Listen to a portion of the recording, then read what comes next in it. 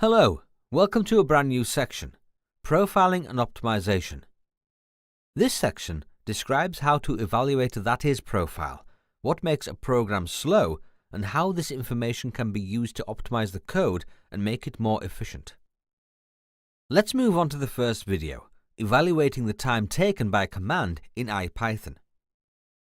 The timeIt magic and the timeItCell magic, which applies to an entire code cell, allow us to quickly evaluate the time taken by one or several Python statements.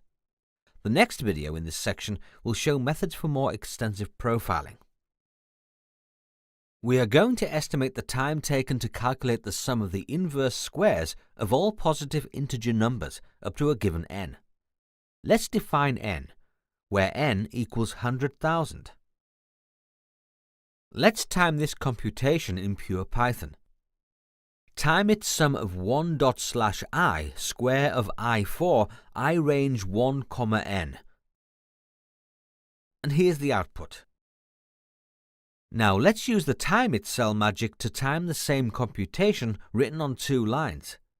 Let's continue writing. Modulus timeIt equals 0 for I in range 1, n s plus equals 1./i square. You observe the difference in the execution time. Finally, let's time the NumPy version of this computation. So, first import NumPy as np. TimeIt np.sum 1. np.arrange 1, n to the power 2.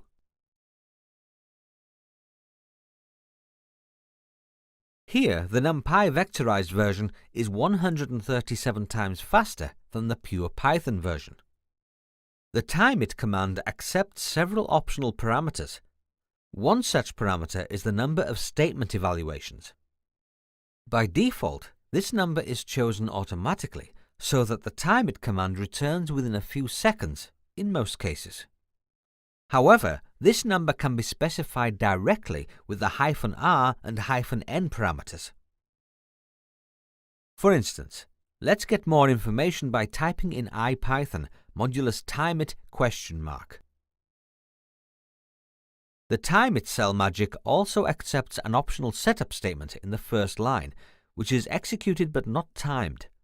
All variables created in this statement are available inside the cell. That's all for now.